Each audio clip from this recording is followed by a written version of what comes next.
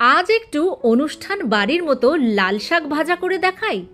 গতকাল মানে রবিবার হঠাৎ করে বেলা 12টার সময় আমার কর্তামশাই এই এক আঁটি লাল শাক এনে আমার কাছে খুব আবদার করে বলল এই লাল শাক অনুষ্ঠান বাড়ির মতো রান্না করে দিতে। তা অগত্যা যখন রান্নাটা করলামই ভাবলাম তোমাদের সাথেও রেসিপিটা শেয়ার করে নিই।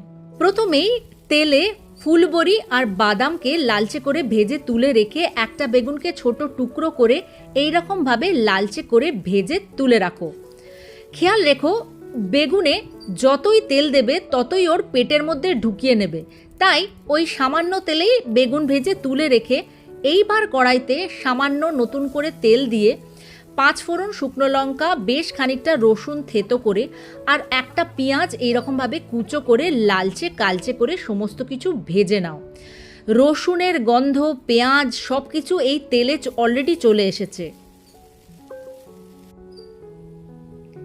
এইবার আগে থেকে ধুয়ে পরিষ্কার করা লাল শাক এর মধ্যে দিয়ে পরিমাণ মতো লবণ, হলুদ মিশিয়ে ভালো করে ভাজা ভাজা করে নাও। লাল শাক আমার গ্রাউন্ড ফ্লোর অবধিই ছিল, তাই বেসমেন্ট অবধি নামতে বেশি সময় লাগলো না। কি বলো, বুঝতে পারলে তো? আগে থেকে ভেজে রাখা বেগুন এইভাবে আমি শাকের মধ্যে মিশিয়ে দিয়ে ভালো করে শাকের সাথে বন্ধুত্ব করে দিলাম। আর পরিমাণ মতো চিনিও দিয়ে দিলাম।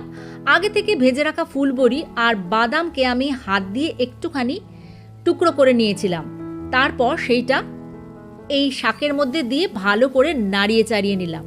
এটাই হচ্ছে অনুষ্ঠান বাড়ির মতো একটা স্পেশালিটি। আরে এখনও একটা জিনিস দেওয়া বাকি আছে। যে যেরকম ঝাল ভালোবাসো সেই অনুযায়ী কাঁচা লঙ্কা কুচো করে মিশিয়ে দেবে। ব্যাস, আমার অনুষ্ঠান বাড়ির মতো লাল শাক ভাজা একদম রেডি টু সার্ভ, শুধু গরম ভাত পাতে পড়ার অপেক্ষায়। এইবার যে স্পেশাল ইনগ্রিডিয়েন্টের কথা, যেটা না দিলে অনুষ্ঠান বাড়ির মতো লাল শাক হবেই না, সেটা আমি অ্যাড করছি। হ্যাঁ, ঠিকই ধরেছ। লাস্টে এই রকমভাবে 1 চামচ ঘি ওপর থেকে ছড়িয়ে দাও। ব্যাস, আমার লাল শাক রেডি। কবে তৈরি করছো জানিও কিন্তু। টাটা।